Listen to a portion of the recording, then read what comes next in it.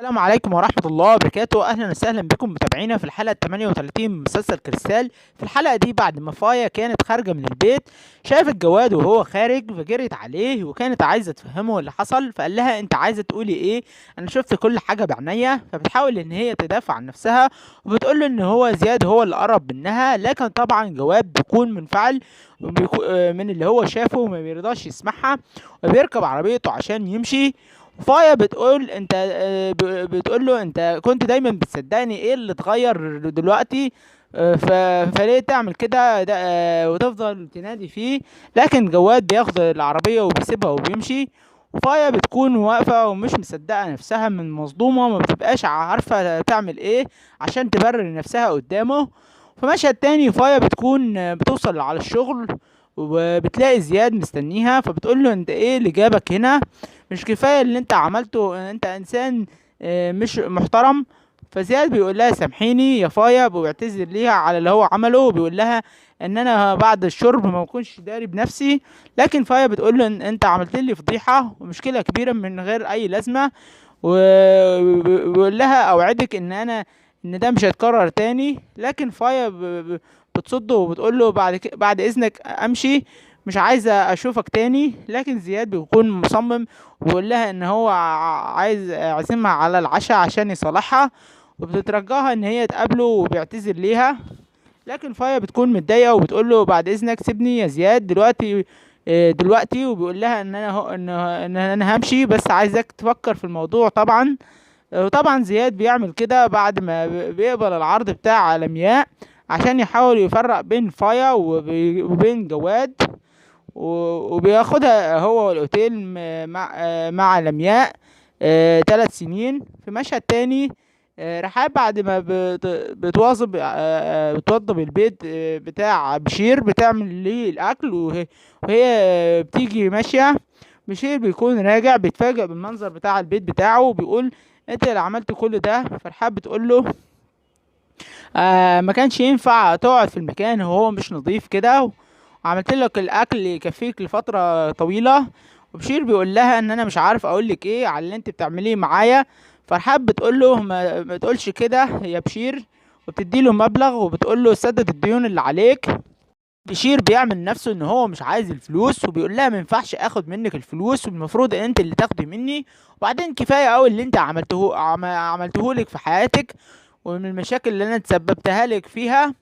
فرحاب بتصمم وبتقول له انسى بقى يا بشير اللي فات، انسى المهم دلوقتي ان انت تكون كويس وما يحصلكش اي مشاكل يا بشير.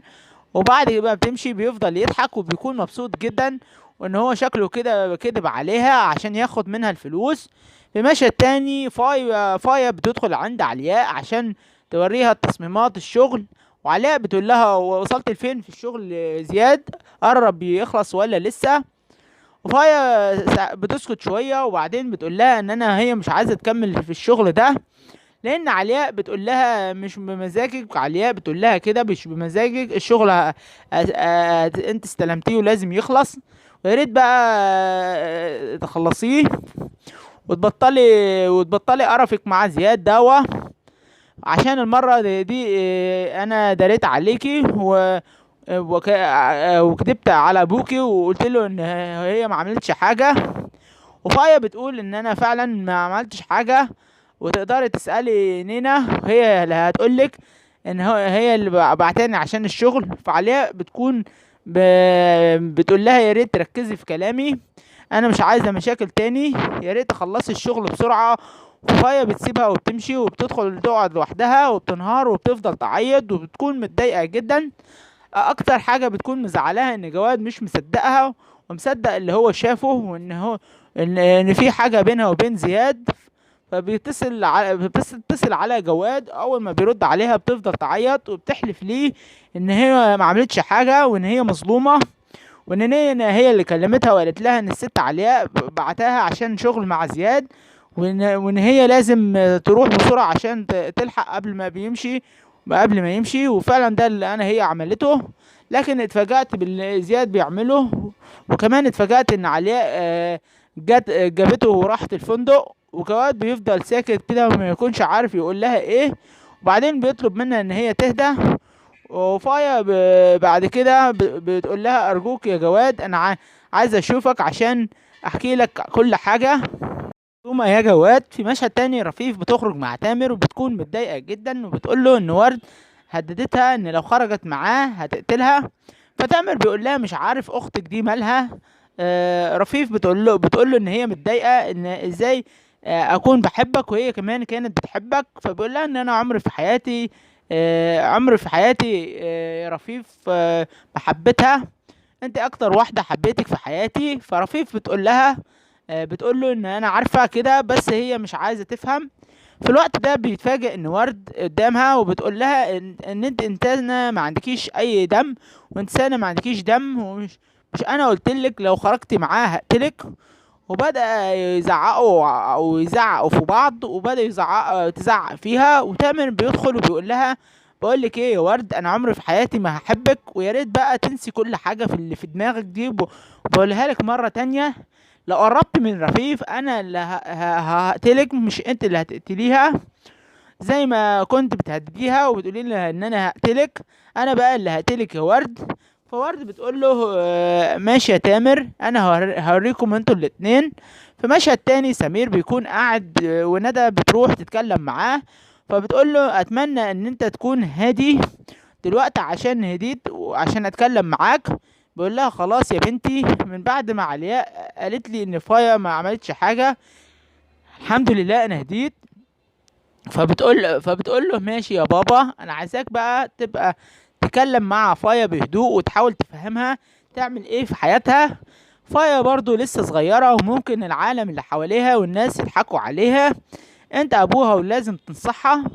فبقول لها ان شاء الله يا ندى، كنت عايزة حاجة تاني يعني. وبتبدأ تتكلم على طلال وبتقول له ان هو عايزة ترجع ليه وتلغي موضوع الطلاق دوا عشان مش عايزة ابنها يتربي من غير اب. فسمير بيقول لها هو انت لسه هتديله فرصة تانية يا بنتي؟ اللي زي طلال ده ما بيتغيرش. ف... فبيقول لها اوعدك هو اوعدك يا بابا ان هو هيتغير، وهو وعدني بكده لان هو جه واتكلم معايا وهو ندمان. عموما مادام دي حياتك انت حرة فيها، بس انا حبيت اقدم لك النصيحة. في مشهد تاني لمياء بتقعد مع علياء، ولمياء بتسألها وصلت لفين مع اللي اسمها وفايا. فبتضحك وبتقول لها وانت مفكرة ان هي شغلة بالي، انا شغلة بالي بيها؟ انا ممكن في اقل من ثانية اقضي على اللي اسمها فايا دي. وبتسألها عملت ايه مع زياد؟ فلمياء بتقول لها ما تقلقيش، انا هو قلت له وهو قبل العرض، وهو قريب جدا هتفرحي وهتسمعي اخبار هتساعدك قوي وهتسعدك. فايا دي مش هتاخد في ايد زياد غلوة، وهيخلي جواد يكرهها وينسى ان هو عرفها واحدة اسمها فايا في حياته. فبتقول لها ان انا انت قلتي هتقولي على زياد هو طول عمره ده بتاع بنات، وانا كنت ممكن اخليه يعمل كده، بس انا قلت تيجي منك احسن. يقول ان انت خايفة على ابنك وعايزة يبعد عنها، احسن ما يقول عني كلام تاني يفكر ان انا غيرانة منه على جواد. دي كانت احداث سريعة واحداث الحلقة السريعة خالص من حلقة 38 من مسلسل كريستال. استنونا في حلقات جاية. لو عجبكم الفيديو متنسوش تدعمونا بلايك وتشتركوا في القناة وتفعلوا زر الجرس.